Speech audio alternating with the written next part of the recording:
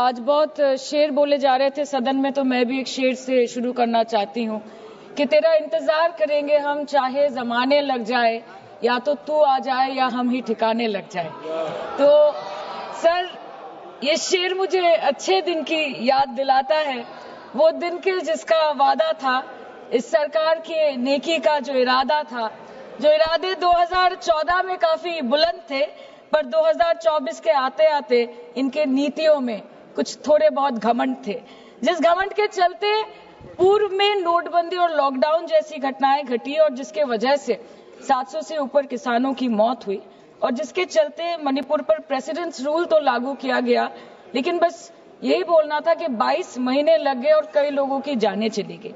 Sir, मैंने आगे भी ये चर्चा की थी कि if president's rule was the only solution, why was it not imposed months ago when people were dying? जब हजारों की तादाद में लोग बेघर हो रहे थे, चारों तरफ आग जल रही थी, जब महिलाओं को विवस्त्र करके रास्ते पर घसीटा जा रहा था, जब सिर्फ भारत नहीं बल्कि पूरे विश्व मणिपुर की चर्चा और निंदा दोनों कर रही थी, तब आप कहाँ थे? Sir, this delay in imposing president's rule proves that the BJP leadership neither had the will nor the competence to handle the Manipur crisis, and the administration watched quietly as ethnic tension spiraled out of control. Sir, मैं ज्यादा detail में नहीं जाऊंगी क्योंकि हमने चर्चा पहले भी की है, और आज लगभग 2:15 को हम मणिपुर पे आलोचना कर रहे हैं। इतना इंपॉर्टेंस अगर पहले दिया होता तो शायद इसकी नौबत ही नहीं आती। So this is what I think. पर सर, ये शर्मिंदगी की बात है कि आज भारत के एक राज्य में प्रेसिडेंट्स रूल है।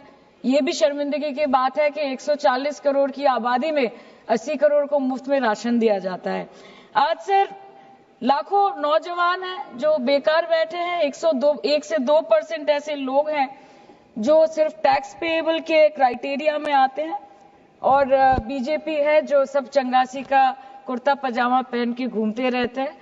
ये दिखाने के लिए अच्छी बात है, लेकिन ग्राउंड रियलिटी कुछ अलग ही है। सर 2023 में टॉप 10 VPNR के रिपोर्ट के अनुसार मणिपुर में 212 दिन से ऊपर इंटरनेट शटडाउन किया गया था, a total of 5,088 hours, marking it the second highest after Jammu and Kashmir. This led to huge economic loss in Manipur, approximately 3,157 crore. The economic blockade in Manipur affecting the two main national highway lasted for 66 days, with rough estimates of loss of around 250 crore per day, which is a whopping rupees 17,000 crores in over 2 months.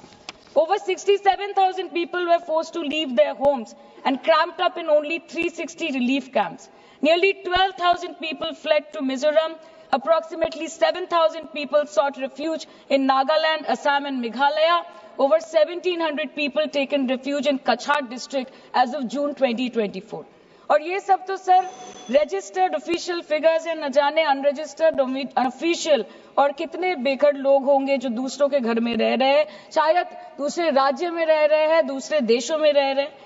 ये इसीलिए हुआ है sir क्योंकि मणिपुर की सरकार, double engine सरकार ने, उनकी मंशा ये नहीं थी कि वहां के लोगों को शुरू से प्रोटेक्शन दिया जाए, कि उनको शुरू से रिलीफ दिया जाए। अगर वही होता तो 22 महीनों से इन्होंने मणिपुर को जलने ना दिया होता। सर, मैं 2 मिनट में खत्म करूंगी। You want to move the resolution, of course we have to be with that. लेकिन 1 अप्रैल 2025, मतलब एक दिन पहले से, मिनिस्ट्री ऑफ होम अफेयर्स ने armed forces special powers act को 6 महीनों का एक्सटेंशन देके मणिपुर, अरुणाचल प्रदेश और नागालैंड में इफेक्टिव कर दिया है। इससे समझ आता है that law and order in Manipur has seriously deteriorated. आज भी बीरेंद्र सिंह जी बीजेपी वाले बोल रहे थे कि 1960 से हजारों रिफ्यूजीज मणिपुर में घुस के बैठे हैं। 2001 का सेंसस रिव्यू करना है और डिलिमिटेशन से पहले एनआरसी लाना है। मतलब आपको कुछ सुधारना नहीं है, आपको बस और बिगाड़ना है। जिस तरह असम में एनआरसी के नाम पे इस सरकार ने 1500 करोड़ से ऊपर फूंक दी और करीबन 19 लाख लोगों को अस्तित्व संकट में डाल दिया। अब वही हरकत दोबारा दोहराना चाहते हैं मणिपुर के लोगों के साथ। अध्यक्ष महोदय, मैं अंत में बस इतना कहना चाहती हूँ मणिपुर के भाई और बहनों की तरफ से कि जिंदगी यूं भी गुजारी जा रही है जैसे कोई जंग हारी जा रही है। जिस जगह पहले के जख्मों के निशान हैं, फिर वहीं पर चोट मारी जा रही है, इसलिए आपके माध्यम से इस सरकार से मेरी यही अपेक्षा रहेगी कि मणिपुर के हालात में सुधार लाए, वातावरण में संतुलन लाए, पहले अपने देश के लोगों को मित्र बनाए, फिर जाके विश्व बंधु कहलाए जाए.